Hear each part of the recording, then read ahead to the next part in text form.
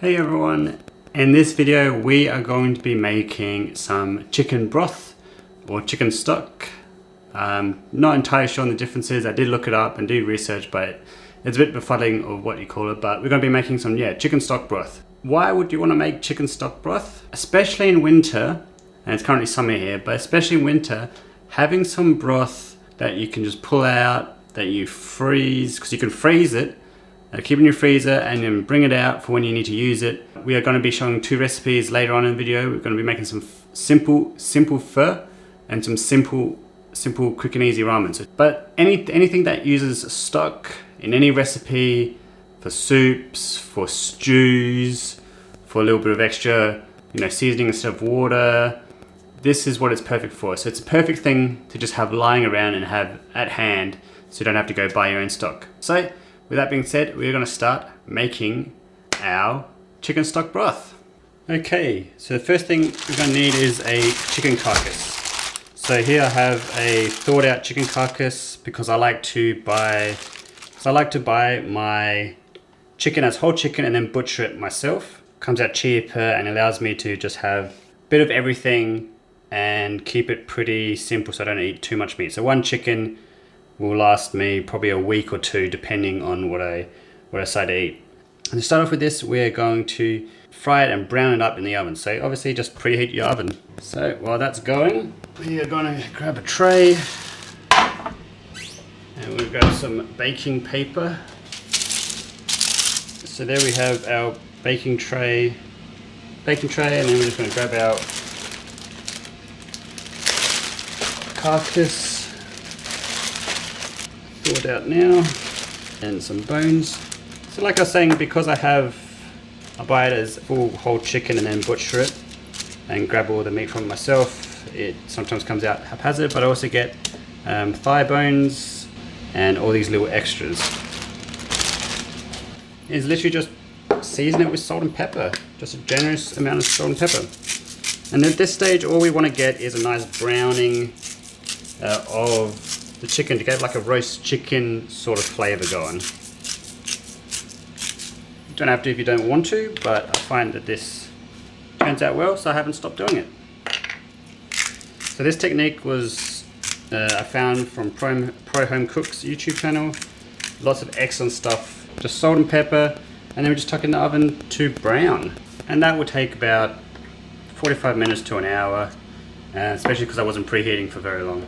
While that is going, we can prepare what we're going to be seasoning or putting, like spices that we're going to be putting into, and I'm using a slow cooker for this recipe. So you can probably use a pot. I haven't done it in a pot before, a really nice pot, but if you have a slow cooker, this is a perfect opportunity to whip it out and make some stock with it. So let's just prepare our spices. And usually I just haphazardly chuck it into the slow cooker and just what it feels right, but for the purpose of the video, I'll measure it out. So we are going to add in 1 teaspoon of coriander seeds, 1 cinnamon stick, 4 to 5 cardamom pods, so that's 4, that should do nicely, 1 or 2 star anise, so that's kind of broken, so we'll just do another one, another teaspoon of cumin seeds. I'm starting to know these off by heart now. And then another teaspoon of Szechuan peppercorn, salt pepper. And these are all whole. And there you go. That's all you need. And then we're also going to be adding 5 slices of ginger. But I'll do that at the time when I'm going to be putting in. And I'm actually going to do double 2 teaspoons because I like the Szechuan pepper in there.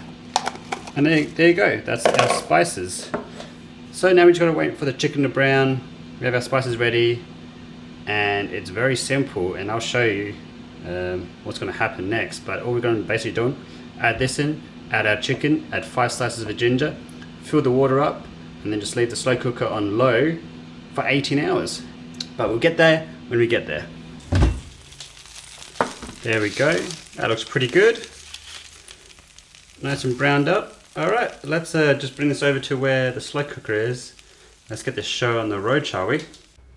Alright, here's the slow cooker. As I'm sure you've seen it a few times in this channel. Chuck in our ginger slices. This is old ginger and I couldn't be bothered peeling it, but that should be fine. Add in your spices. We add in our bones, like that. And we'll just get the oils in there as well. Let's not waste any taste. Okay, and now we just fill it up. I'm just gonna put this on more level ground. I should put it over here. Alright, so you can't really see. That's okay.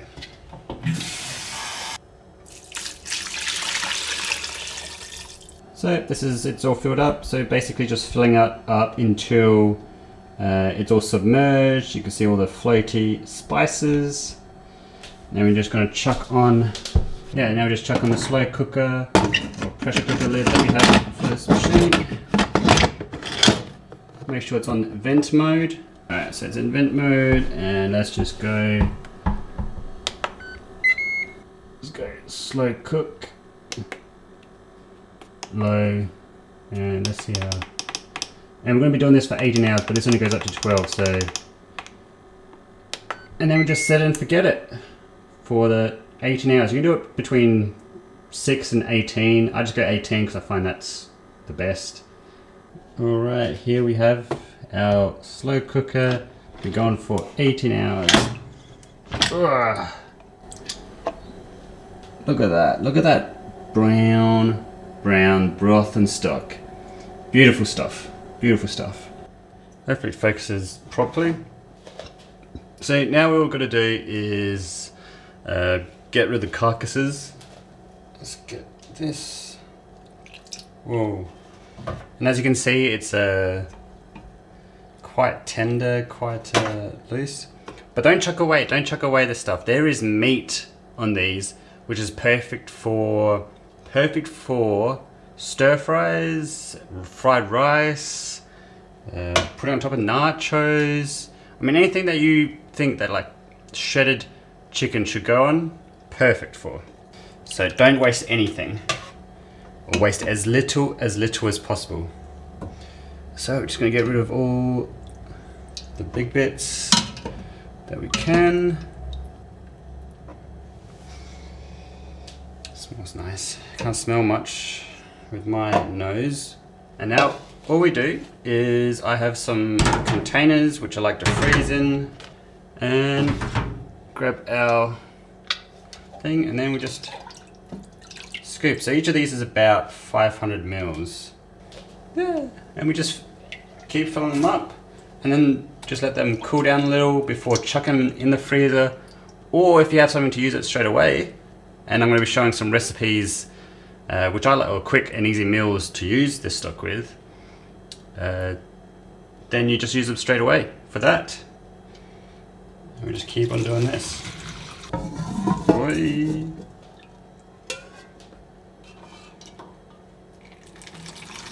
Boom, bop, bow. Look at that. Some of them are a bit more equal than others, but that's okay. And here we have our beautiful stock. So I'm just going to leave this uncovered for a little while, let it cool down because it's still warm, before chucking it in the freezer to be used. Okay, so we've made some stock and broth. So here are two quick easy meals that I like to use this broth for. So we're going to be making a simple pho and a simple ramen. So this isn't authentic or anything, this is just something you can use the stock for, add a few ingredients in, and you have a meal. You have a pseudo pho and a pseudo ramen. So let's get started with the pho. So on this side we just have our broth. So this is actually just frozen broth that we have de-thawed. Because that's a great thing with this broth, is that we can just chuck it in the freezer and use it whenever. So I just have that heating up, and I have some water boiling, and then we're just going to use some rice noodles, some nice thick rice noodles. Cook that up, and then to add to this, to make it more pho-like, we're going to add some fish sauce, about a tablespoon, and some sugar. And I'm just using raw sugar, but if you have brown sugar, use brown sugar. And that's all we really need for the pho. And then we just add in extras. So just a teaspoon of fish sauce, tablespoon, to about 500 mils of the broth, and maybe just half a tablespoon of the sugar. Yeah, just give that a stir around and taste it. Taste it to your liking. So just add more fish sauce or more sugar until you get a nice broth that resembles pho.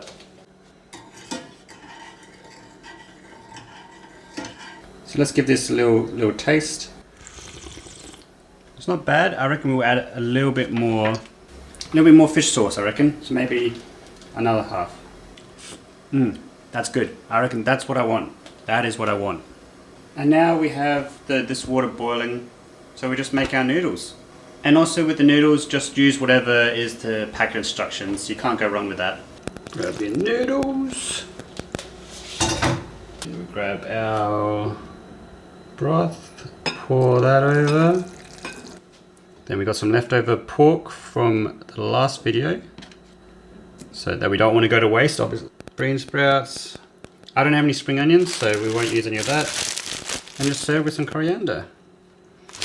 And there you have basically a nice pho dish, or pho-like dish. So just something quick and simple you could just chuck together, and it's very nice. Okay, so ramen's pretty similar to how we did pho. We have some water boiling. What we're actually going to do first with this is soft boil an egg. So we get this up to boiling, and we have this other pot here, which we are going to make sort of a ramen-esque soup. I don't really know what you call it. Thawed out broth that we have prepared earlier. And we want to get this starting heating up. You just need a low heat because we just want to warm it up basically. To give it that sort of ramen taste, what we're going to do is we're going to be adding 4 extra ingredients. So with the pho, we added the sugar and fish sauce. For ramen, we're using 4 different things. We're using some soy sauce. So we'll do a teaspoon, I believe this is. We'll do 2 teaspoons because I like to have it a bit more soy than. Then we have some mirin, just a teaspoon of mirin. Then we have a teaspoon of rice wine vinegar. You do a bit less than a teaspoon because I find it gives a bit of a interesting taste. And then a teaspoon of sesame oil. And we just let that heat up, and make sure you test it as well and just add in extra soy or whatever flavorings you want. Let's give it a bit of stir around. Give it a little taste. Yep, that should be good. I don't mind that. Now it's not the super rich flavors, but the broth does bring a lot of that. But they're just adding the extra bits isn't fully fleshed out like proper ramen. But it's a good substitute, and it's quick and it's easy. Okay, and when the water's boiling, we are going to just add in our egg. And then we're going to cook it for exactly 6 minutes. And once it's done with the 6 minutes, then you're going to want to add it straight to water, cold water. Preferably freezing, so then it stops the cooling process, and then it keeps that sort of, you want to stick it in freezing water to stop the cooking process so it stays soft boiled and doesn't overcook more than necessary. And another thing I like to do with ramen is to add in some dried mushrooms. I don't know if it focuses, just some dried mushrooms into the kind of broth, because the mushrooms will soak up and it will flavor the mushrooms while also giving you extra stuff to eat in the ramen. And you just let that soak in there, soak in that warm broth, and it will soak up all the goodness, and it'll become a bit more tasty.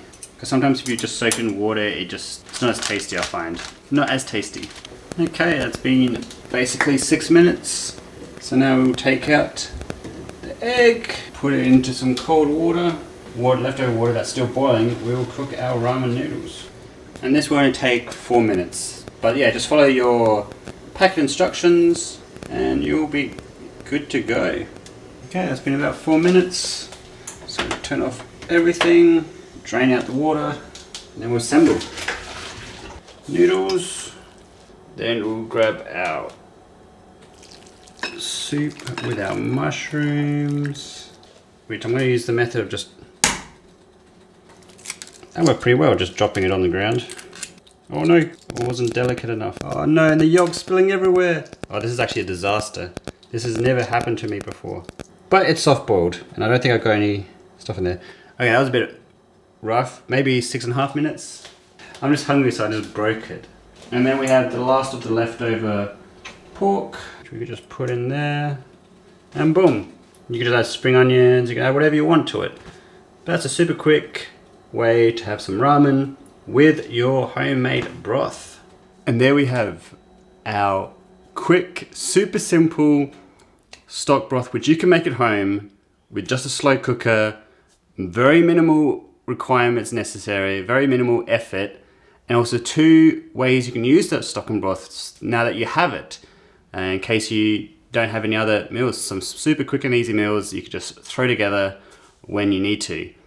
So I hope you enjoyed this video. If you find any ways to improve upon the recipes to make things more tasty, then please let me know. Please comment down below. I'm always looking for ways to make all my meals much more tasty, much more fulfilling, and easy as well. Because we don't have much time, and sometimes cooking food takes too long.